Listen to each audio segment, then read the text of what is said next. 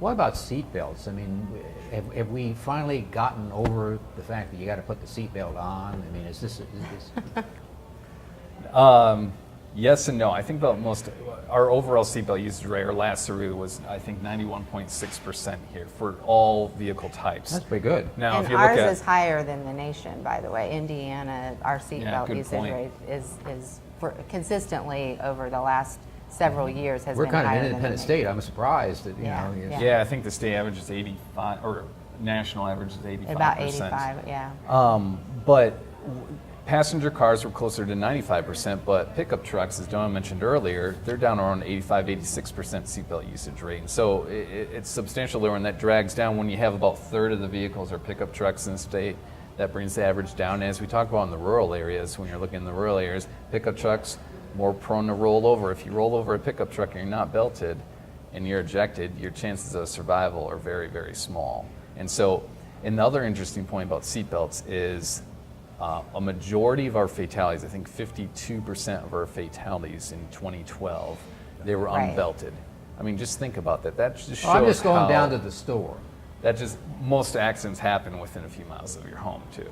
Yeah, those rates of restraint usage among the more severe injuries, the fatal or incapacitating, the rates of restraint usage are much lower. Mm-hmm. So, you know, that's just more evidence. I think another important point, though, is in addition to the law enforcement efforts, there's also the public awareness and education campaigns that go on, and you know, child restraint usage is a big thing, and they partner with CJI partners with the folks over at Riley Automotive Safety Program. They educate people on what type of child restraint you know, that their children should be in, and they have training throughout the state. Well, some people give kids seats out free. Right. Just get people exactly. to use them. And then they show you how there are stations all over the state that people can go to learn how to properly install their child safety seats. And so all of this kind of, you know, the data kind of allows people to better understand where the problems are and where the improvements need to be made, and then people. And then you said with maps you can just kind of see, okay, that's where the problem is. Well, relative to if you're going to talk about safety restraint use in vehicles, you really also need to say something about helmet use among motorcyclists.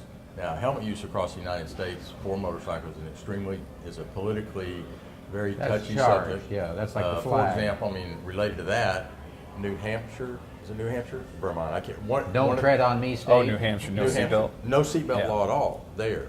Seatbelt law, let alone any required helmet. It's the last state. And it's the only state in the nation. I suspect they're suffering. Their NHTSA budget probably suffered, and the National Highway Transportation Safety Administration budget. They don't get the money. Probably not.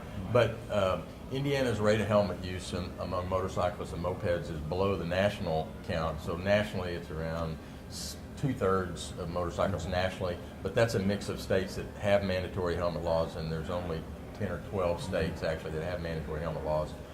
So it's most common not to have these things. And Indiana's rate of helmet use, because it's measured by the Purdue Center for Road Safety every year along with restraint use, is around 37%, 35, 37%. But that's a hot button issue. Well, it is a hot button issue, but you know, from the standpoint of education, I think there's probably misconceptions about helmet use.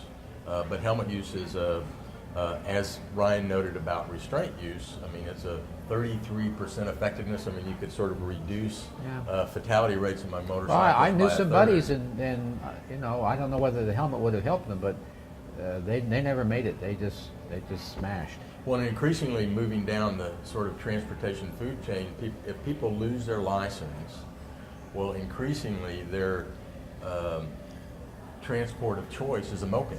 Scooters and mopeds, and you see them around the city a lot. You don't see them so much in rural areas, but you see them in the city a lot. People zipping around, and typically you see them with, in the summertime, they're no shirts, no helmet, no eyeglasses, there's no protective equipment at all, and not surprisingly, over the last several years, they have flip-flops.